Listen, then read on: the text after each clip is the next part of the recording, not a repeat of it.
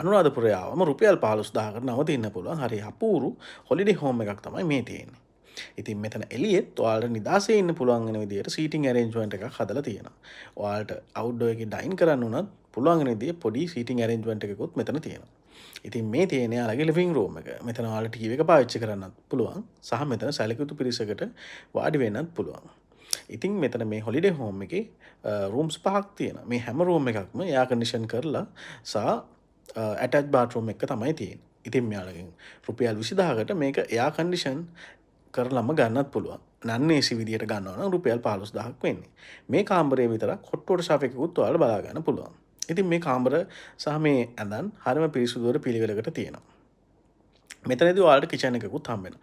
එතනදී ඔයාලට අවශ්‍ය වෙන කෑම හදා ගන්නත් පුළුවන්, කිරි ආහාර හදා ගන්නත් පුළුවන්. ඒ සඳහා කිසිම අමතර ගාස්තුවක් මෙයාලා අය කරන්නේත් නැහැ.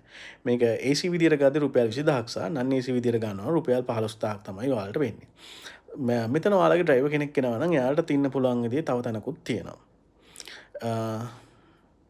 ඇත්තට මේක හොඳ සුව පහසුවට හොඳ ඉඩක් තියෙනවා. හරි පිළිවෙලට තියෙනවා. ඉතින් ඔයාලට ඇවිල්ලා නිදහසේ මෙතන නවතින්න පුළුවන්. මෙතන ඉඳලා විනාඩි 15ක් වගේ තමයි පූජා නගරයට ඔයාලට යන්න තියෙන්නේ.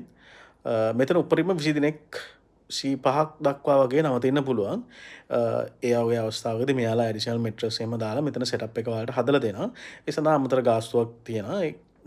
සාමාන්‍යයෙන් දල විදිහකට 15 දිනකට මෙතන නවතින්න නන් AC නම් රුපියල් 15000කුත් 15 දිනකට නවතින්න AC නම් රුපියල් 20000කුත් තමයි මෙතන charge එකක් වෙන්නේ. ඉතින් මේ තියෙන යාලා කිචන් එක. ඔයාලත් මෙතන වෙන් කර ගන්න අවශ්‍යයි නම් පල්ලෙහා තියෙන නම්බර් එකට කෝල් එකක් දෙන්න.